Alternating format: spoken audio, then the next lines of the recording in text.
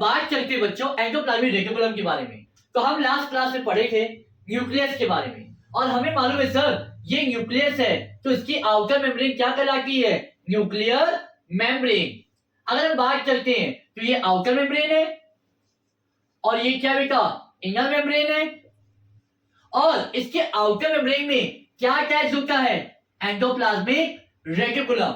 अगर हम बात करते हैं एंडोप्लाज्मिक रेटिकुलम की तो ये क्या बेटा? मेम्ब्रेनस स्ट्रक्चर है। यस। और ये क्या होती है बेटा? ये हमारी यूकैरियोटिक सेल्स में जाकर पाई जाती है। अगर हम बात करें तो एंडोप्लाज्मिक अटैच होता है outer membrane of nuclear membrane से। न्यूक्लियर मेम्ब्रेन की आउटर मेम्ब्रेन से क्या होता है? हमारा एंडोप्लाज्मिक रेटिकुलम अटैच होता है। अगर हम इसके स्ट्रक्चर की बात करें तो ये तीन तरह के स्ट्रक्चर पाए जाते हैं। सबसे पहले ये जो आप स्ट्रक्चर देख रहे हो, यस, ये जो आप देख रहे हो इसे हम कहते हैं बेटा सिस्टर्नी। क्या कहते हैं? सिस्टर्नी।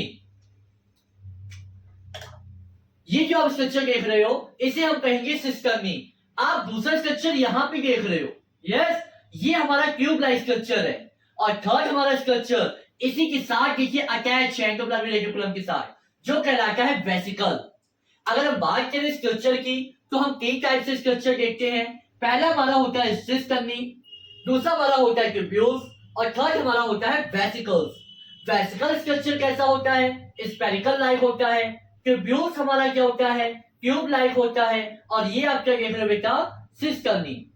सिस्टर्नी मतलब क्या होता है? Plate like. जैसे ये आपकी प्लेट्स है, ये हमारी प्लेट है, तो ये प्लेट लाइक स्ट्रक्चर क्या होता है? वो कहलाता है बेटा सिस्टर्नी।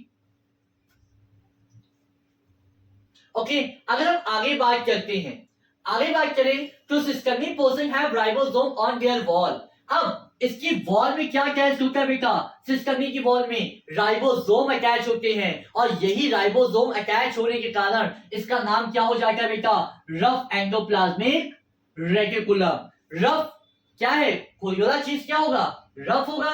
ये मान लो हमारा क्या है बेटा? न्यूक्लियस है, और इसके साथ हम जाके चिपक गए, तो हम जब चिपक गए तो हम क्या हो गए बेटा? Endoplasmic reticulum. न्यूक्लियर मेम्ब्रेन से क्या चिपका हुआ है?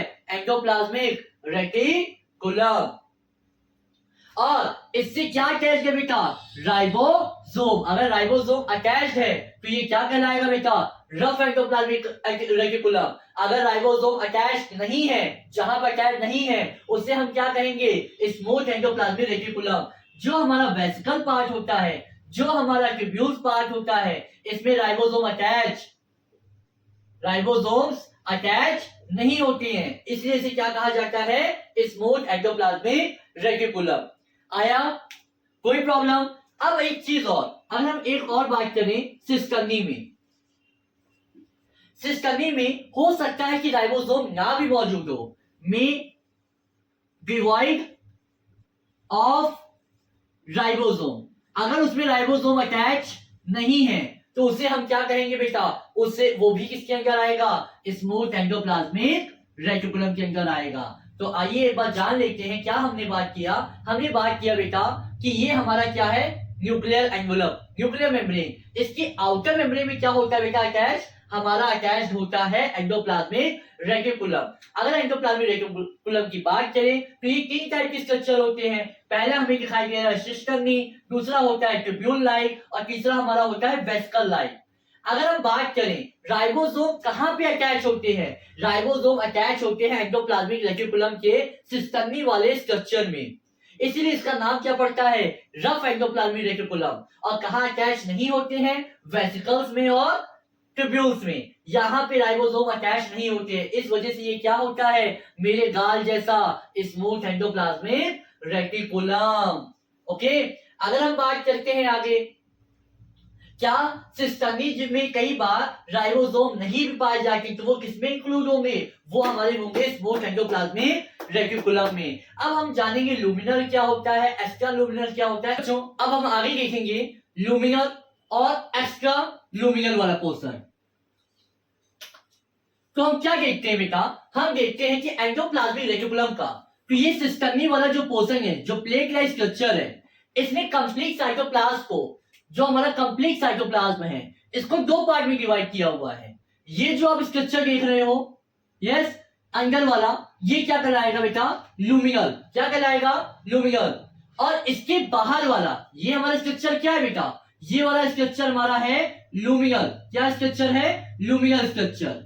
और इसके बाहर वाला जो स्ट्रक्चर है इसे हम कहते हैं एक्स्ट्रा लुमिनल।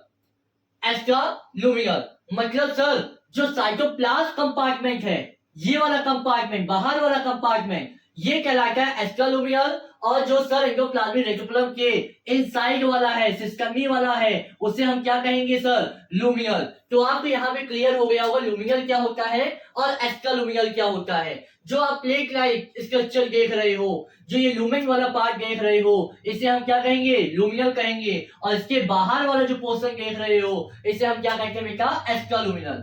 अगर हम बात करके राइबोसोम के फंक्शन की, तो सबसे पहला फंक्शन सर ये सिस्टमी में अटैच होते हैं, ये समझो। इस वजह से इसे क्या कहा जाता है, रफ एंडोप्लाज्मिक रेटिकुलम। और इसका काम होता है प्रोटीन को बनाना। मतलब सर ये प्रोटीन सिंथेसिस करता है, हेल्प करता है प्रोटीन बनाने में। ओके। और अगर हम बात करें प्रोटीन कैसे बन रहा होता है, प्रोटीन क्या है, एक तरह का एंजाइम है, ये समझो। एंजाइम का सिक्रेशन कहां से हो रहा है, हमारे राइबोसोम से हो रहा है। यस। अगर हम बात करें तो सीक्वेंस क्या होते हैं, सबसे पहले क्या होता है बेटा, डीएनए अपने आप को क्या करते हैं, रेप्लिकेट करते हैं। और जब रेप्लिकेट कर लेते तो क्या बनाते हैं बेटा, एमआरएनए। मतलब सर सबसे पहले क्या हुआ, डीएनए से क्या बनता है, एमआरएनए। और एमआरएनए से क्या बनता है, प्रोटीन। डीएनए से जो एमआरएनए बन रहा है इसे हम कहेंगे ट्रांसक्रिप्शन। क्या कहते हैं, ट्रांसक्रिप्शन। ये सब अभी आप आगे पढ़ोगे, लेकिन थोड़ा हमें बेसिक जानना पड़ता है कि आखिर प्रोटीन का सिंथेसिस हो कैसे रहा है। तो डीएनए अपने आप को सबसे पहले क्या करेंगे, रेप्लिकेट करेंगे। और डीएनए से क्या बनेगा, एमआरएनए। जो डीएनए से एमआरएनए बनता है इसे हम कहते हैं बेटा ट्रांसक्रिप्शन। क्या कहेंगे, ट्रांसक्रिप्शन। और एमआरएनए से जो प्रोटीन बनता है इसे हम कहते हैं बेटा ट्रांसलोकेशन। क्या कहेंगे, ट्रांसलोकेशन। और सबसे बड़ी बात क्या, एक क्वेश्चन कई बार नीट एग्जाम पूछ लेता है और हमारी एनसीईआरटी में दिया नहीं रहता है और हम वहां कंफ्यूज हो जाते हैं। क्वेश्चन रहता है which of the cell organelle have more RER, कौन से सेल ऑर्गेनेल है जिसमें आरईआर ज्यादा होता है। ऑप्शन क्या होगा बेटा, ऑप्शन का आंसर होगा पैंक्रियास और ब्रेन। पैंक्रियास और ब्रेन ऐसे होते हैं जहां पे एक्टिव प्रोटीन सिंथेसिस होता है, मतलब इसमें मोर नंबर ऑफ आरईआर मौजूद होते हैं। पैंक्रियास, ब्रेन, मसल्स, इसमें क्या होते हैं, ज्यादा नंबर ऑफ आरईआर होते हैं। जहां नंबर ऑफ आरईआर ज्यादा होगा वहां प्रोटीन का सिंथेसिस ज्यादा हो रहा होगा। तो अगर हम इसमें बात करें तो हमने क्या समझा कि सर एंडोप्लाज्मिक रेटिकुलम का ये सिस्टमी वाला जो भाग होता है इसमें राइबोसोम अटैच होते हैं, इस वजह से इसे कहते हैं रफ एंडोप्लाज्मिक रेटिकुलम। और ये प्रोटीन सिंथेसिस करने का काम करता है। सर ये जो आप अंदर वाला भाग दे रहे हो इसे हम कहेंगे लुमिनल। क्या कहेंगे, लुमिनल। और इसके बाहर वाला जो पार्ट देख रहे हो इसे हम कहेंगे बेटा एक्स्ट्रा लुमिनल। ये एंडोप्लाज्मिक रेटिकुलम के अंदर होता है और एंडोप्लाज्मिक रेटिकुलम के बाहर साइटोप्लाज्म में क्या होता है, एक्स्ट्रा लुमिनल वाला पोर्शन होता है। राइबोसोम की अगर हम बात करें सर ये प्रोटीन बनाने का काम आता है। यस। और अगर हम बात करें सर सीक्वेंस क्या होता है प्रोटीन बनने का, सर डीएनए से एमआरएनए बनता है। यस, ट्रांसक्रिप्शन के द्वारा। और एमआरएनए से प्रोटीन बनता है ट्रांसलोकेशन के द्वारा। जिसमें नंबर ऑफ आरईआर ज्यादा होंगे ऐसे ऑर्गेनेल्स में, वहां प्रोटीन का सिंथेसिस भी ज्यादा हो रहा होगा। ओके। तो ऐसे पैंक्रियास, ब्रेन और मसल्स। अब हम आगे जानेंगे स्मूथ एंडोप्लाज्मिक रेटिकुलम के बारे में।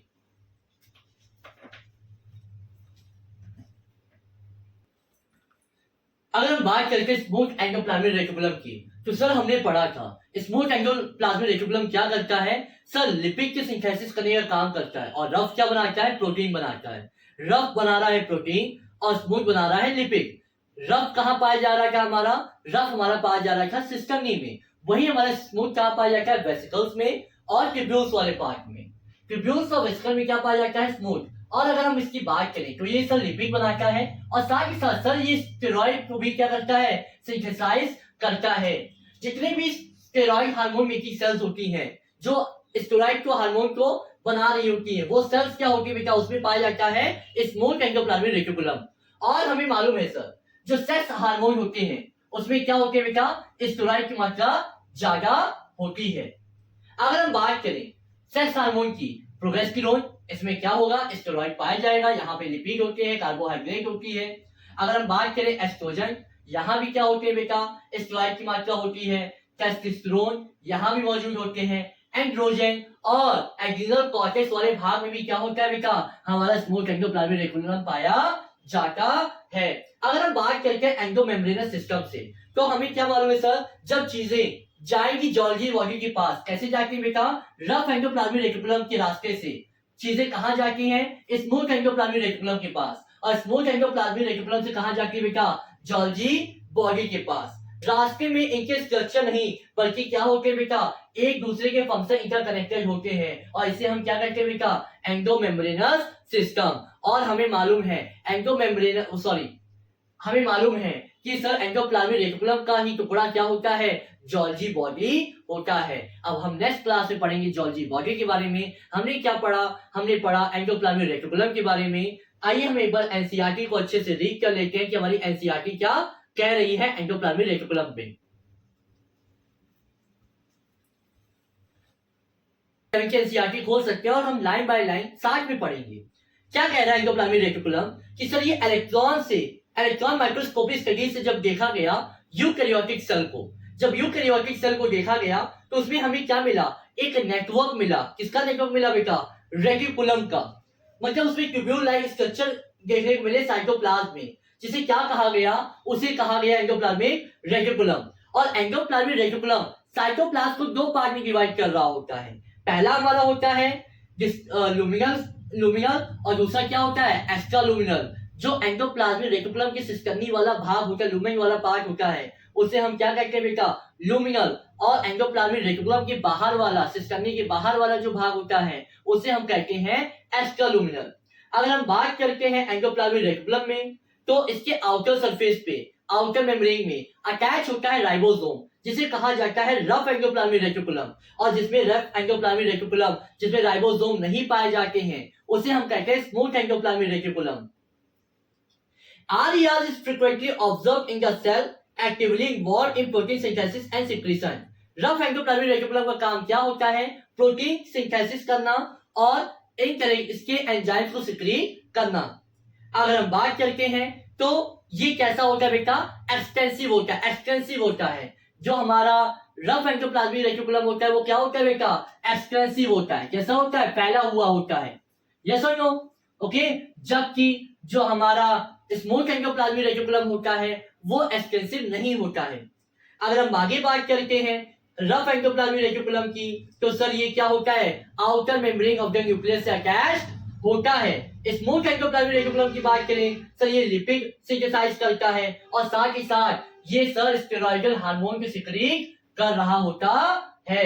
और ये किसमें पाया जाता है, सेक्स हार्मोन्स में जाकर क्या पाए जाते हैं हमारे स्मूथ एंडोप्लाज्मिक रेटिकुलम, जैसे प्रोजेस्टेरोन, एस्ट्रोजन, टेस्टोस्टेरोन, एंड्रोजन, इन सब में क्या पाए जाते हैं हमारे सब स्मूथ एंडोप्लाज्मिक रेटिकुलम। और इस तरह से आपका एंडोप्लाज्मिक रेटिकुलम एनसीईआरटी भी कंप्लीट हो गई और कंप्लीट कॉन्सेप्ट हमारा यहाँ पे कंप्लीट होता है। और अगर आपको मेरी मेहनत, मेरी लगन और ये कॉन्सेप्ट अच्छे से समझ में आ रहा हो तो इस चैनल को लाइक करो, सब्सक्राइब करो। जय हिंद, जय भारत।